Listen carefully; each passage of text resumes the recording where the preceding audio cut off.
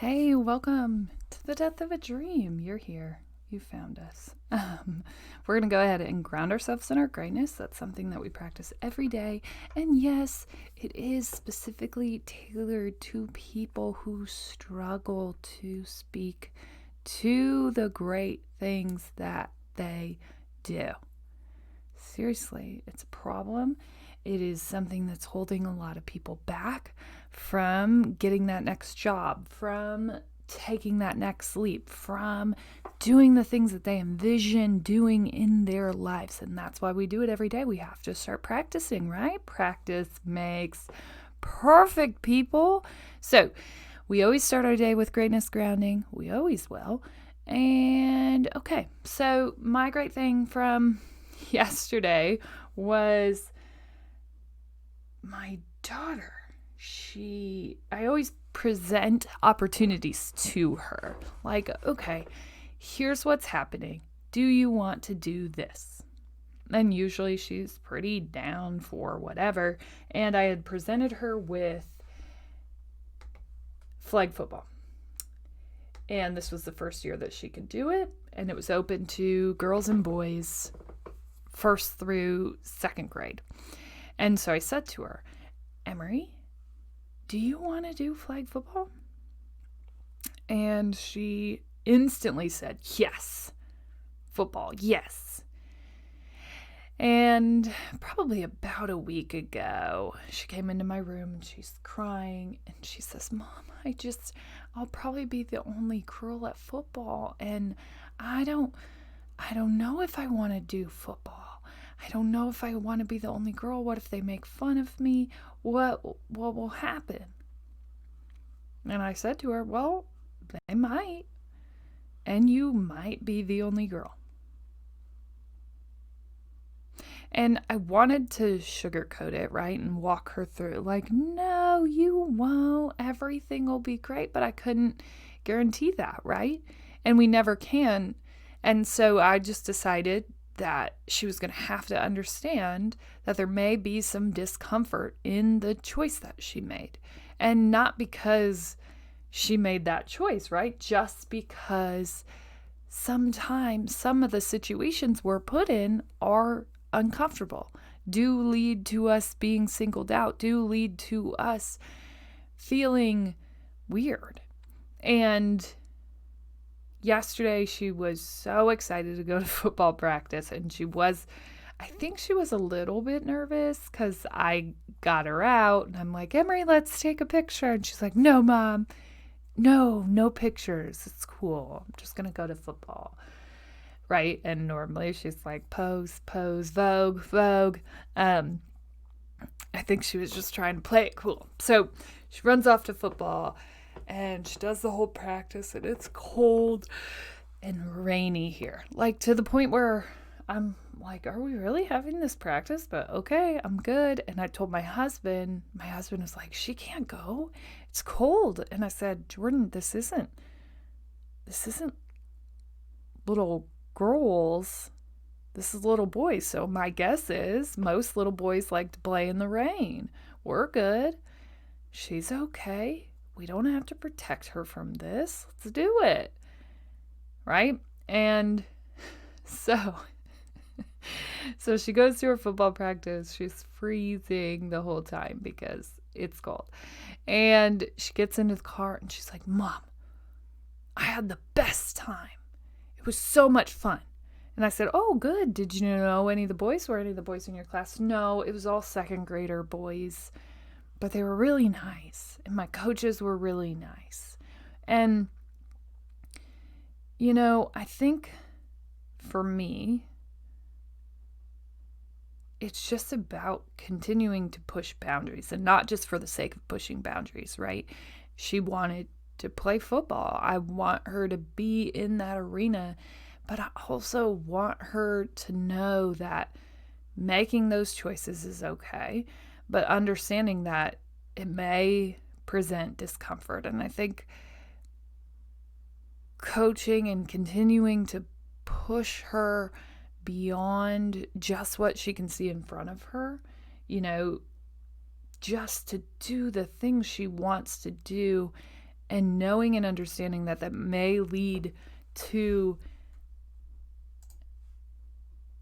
being made fun of or being different, but continuing to push even though it's uncomfortable. So much of this work is different. There aren't a lot of people around me that do this sort of thing, period. And so that makes me kind of weird and hard to relate to. And definitely a different way of thinking.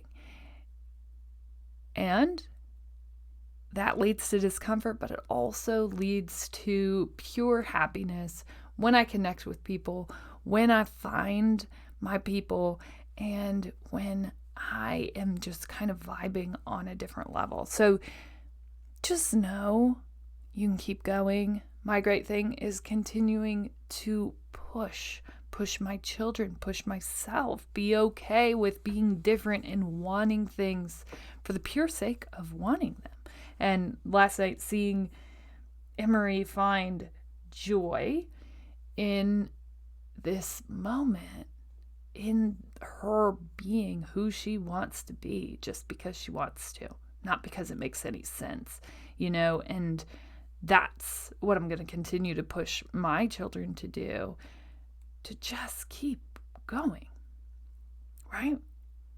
To play with the Legos, to do whatever they kind of want to do. And me not pushing them away from experiences that may or may not fit who they're supposed to show up in this world as, because I don't know that. I don't know that she's not going to go on and play in the NFL. I can't know that. There's a whole heck of a lot of things going on right now, and me holding her back from that and me not pushing her past that discomfort, right? Because that's the biggest part of it. It's like there is going to be this moment where they look and they wake up in fear. Maybe she literally had a nightmare about what this experience might be, right? And there are going to be those moments, and you can either offer and promise things that you can't guarantee, right? I couldn't sit there and say to her that it was going to be perfect and amazing and everything she ever dreamed. I just couldn't, because I don't know that, right?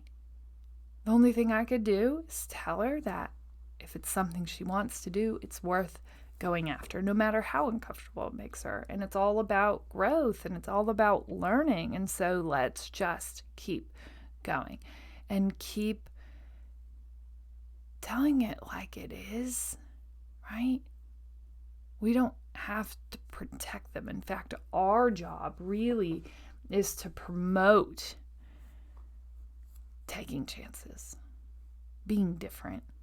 And right now, while they're under our wings, right now is the time to push the envelope. Right now is the time to learn those things, because learning it when they're away from you sounds really scary, right? But what if we could learn it now, when they can come home and they can cry and they can talk about it and you can help them through that experience? I'm just saying. So anyways, my great thing was just seeing Emery thrive in a new environment. It's amazing. Having kids is really the coolest thing ever. I'm just saying. I really didn't expect it, especially considering I never really thought that I was going to have children ever.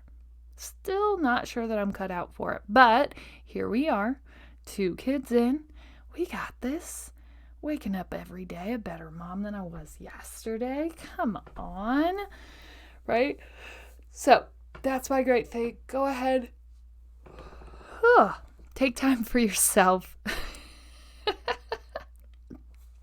To ground yourself in your own great things. Seriously, people. It's life-changing. It's life-changing work. I wouldn't do it here every day if it wasn't. I just wouldn't.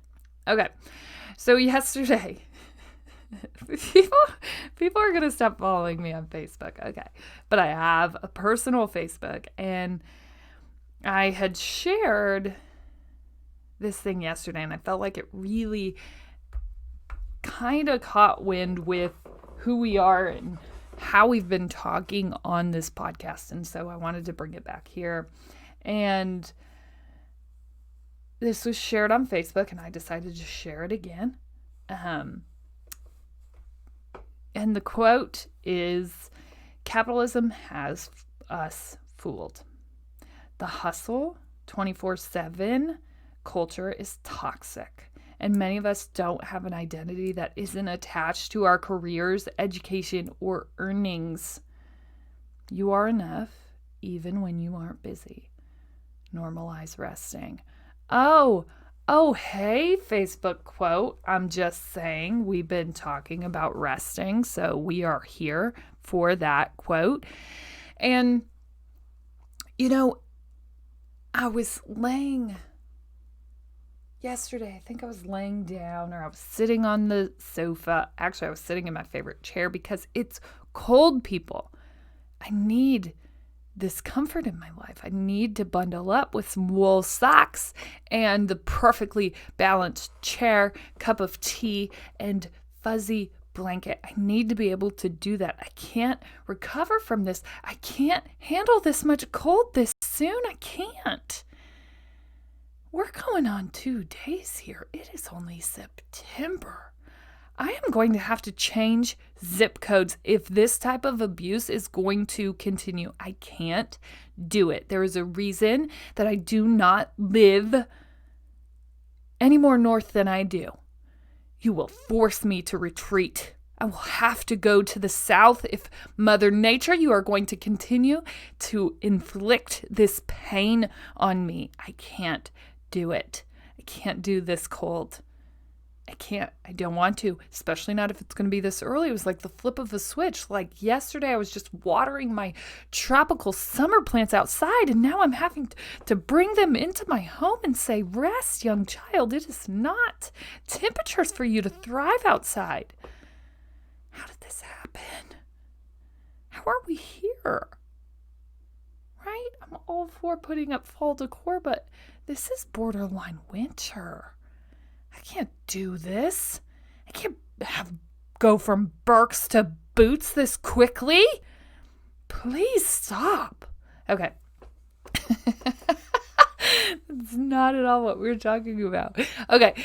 That's just my rant on the weather. Okay. We can't do this. We can't. Stop. Okay. So on this idea, I was laying in my chair trying to recover from the bitter cold that has been inflicted on my body and in my soul. And I cannot help but be personally offended by this. Okay, so I'm sitting in this chair and I'm just like resting, and I'm loving it.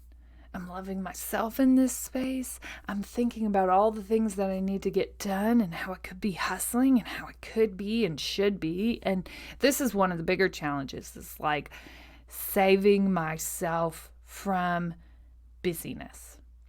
And for me, I'm a cluster worker. And this is like a different way of working. It's a different way of thinking, but like when I'm inspired and when I'm excited about something, I can crank out so much stuff. It's unbelievable. People will go, whoa, what?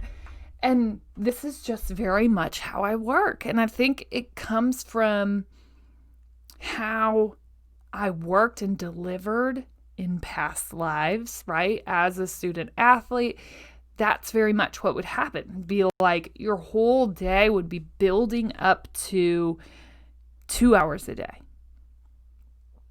right?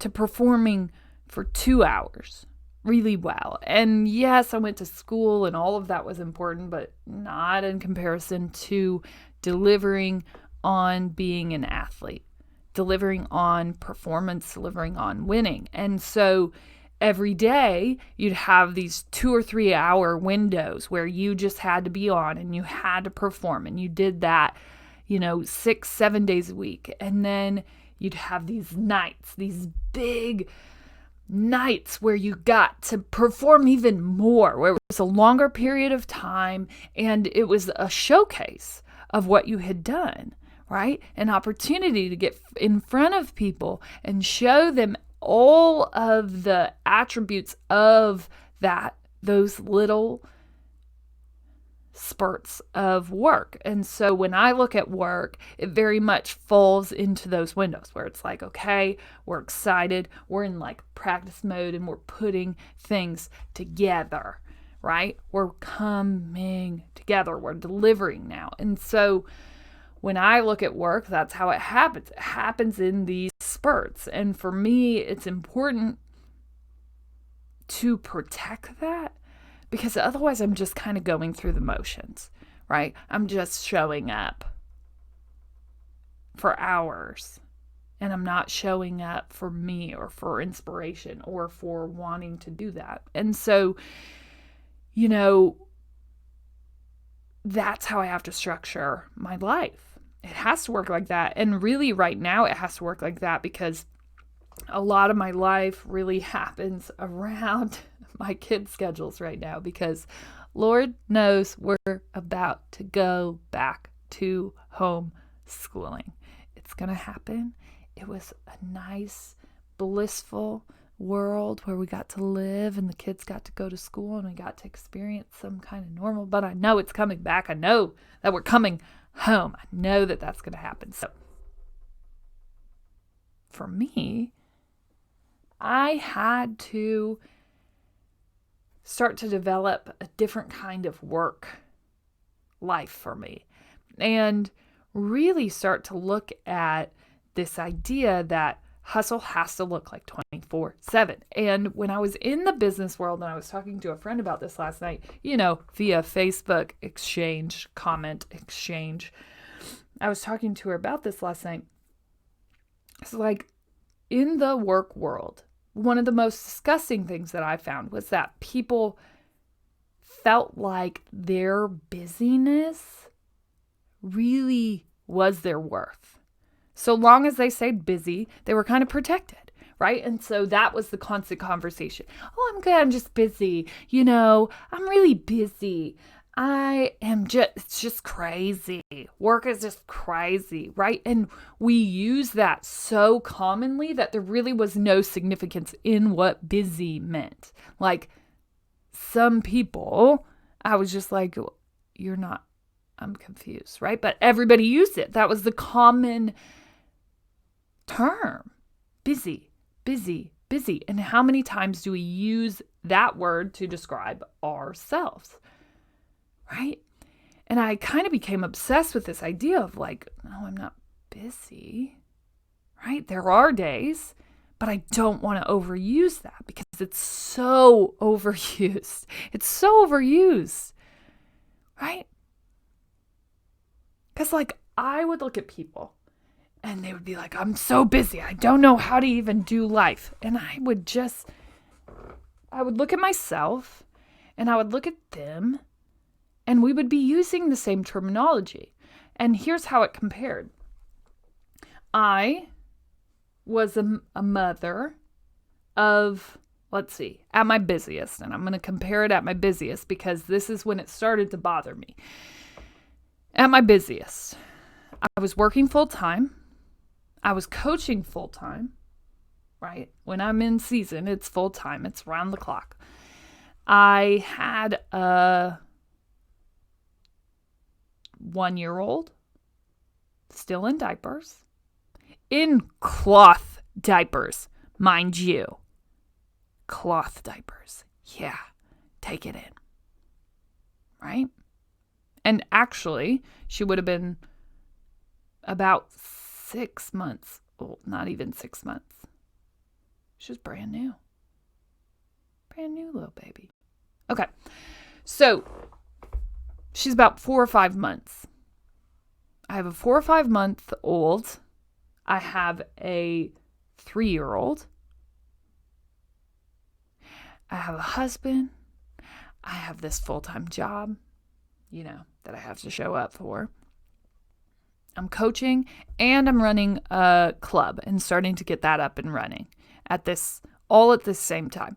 Plus, I'm still expected to go to social gatherings. I'm still expected to be a daughter and an aunt and all those things, right? And so at that point, things were beyond busy. But I would look at people who were like, they had a 9 to 5. And once in a while, they would go to a board meeting for something. And we would use that same word, that same busy word, to describe what we were. And at that point, I was just like, this word means nothing. The word busy means nothing. We have to stop using it. It doesn't stand for anything, right? Everyone's busy. Everyone is busy. And so I just completely stopped using it. And that's what I was talking to my friend about. It's like, it just doesn't mean anything. And what if we strive for the opposite? Right? What if we normalize what this quote said? What if we normalize rest? What if busy isn't who we're trying to be? What if calm? What if we try to be rested? What if we try to find balance? Because for me, using the same terminology to describe extremely different circumstances, using that word busy and hearing someone else use it and hearing someone else go, oh, my life is just crazy. But they weren't up all night and expected to deliver at the same rate that everyone else is, but they weren't running literal volleyball empires.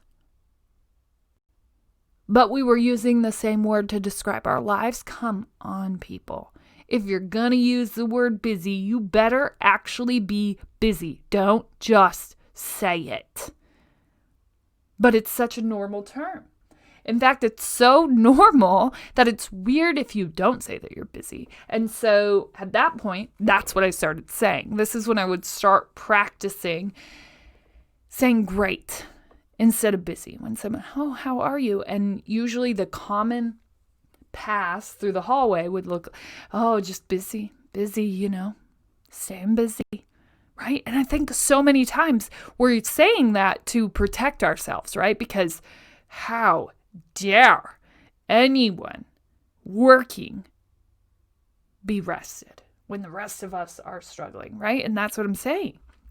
That's why we have to stop using it, because it really doesn't fall, it falls flat when other people, my job compared to what other people did in my profession, no.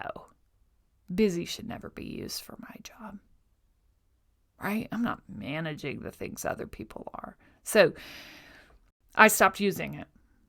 In hallways, in passing, I would just say great, and people would look at me and be like, whoa. How are you doing today? Great. How are you? And most of the time they'd say, busy, just busy. And I want us to value something else.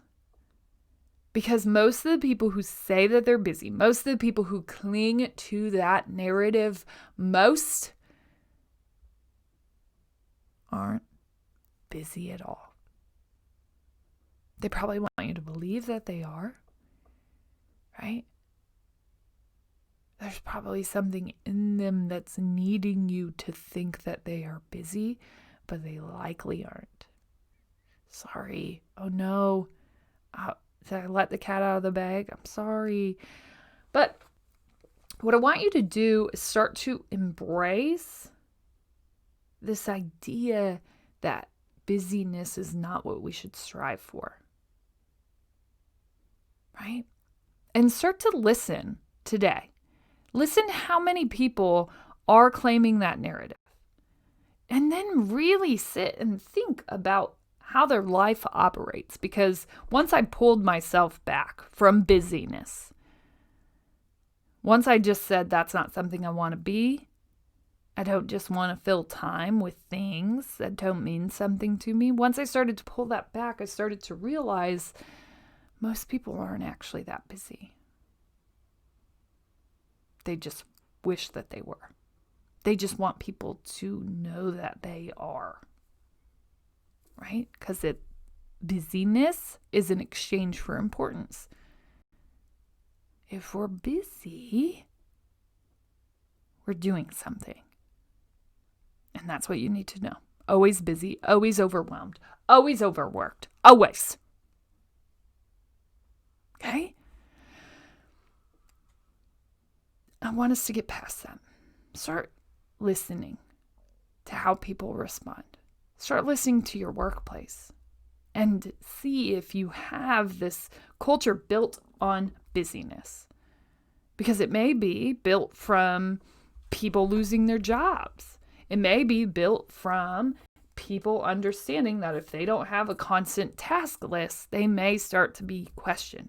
Whatever it comes from, busyness is a narrative that has not served us well. I want us to start striving to be the opposite. I want you to start using a different narrative. Just start testing it. What happens if you say, oh, I'm not. What happens if you don't just exchange that response? Busy. Me too, Cheryl. I'm busy too, girl. It's crazy, right? What happens if you change that narrative? What happens if you start to normalize a new narrative? Something like, great. Something like, I had a really great weekend. I got a lot of rest, right? I had a really great weekend. I worked most of it from home. It's always great to be cuddled up on the couch with my laptop. But what'd you do? I really stayed tied into work because I can't rest, because I don't know who I am without it. It's really important that you know that I continue to contribute, even when I'm not being paid by this organization. Do you know, are you aware yet? It's just staying busy, right?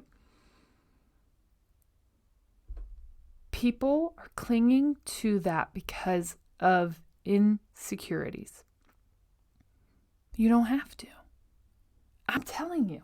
I am volunteering as tribute. You've heard this, right? I removed myself completely from that world to just see if I still exist. And I do. It definitely is different. It definitely has changed the way that I view the world, has changed the way that I view corporate cultures. No question. And I think one of the biggest lessons is what this quote said yesterday. It was so eye-opening. It's like, that's what we're embracing. That's what we're saying is cool, quote unquote cool.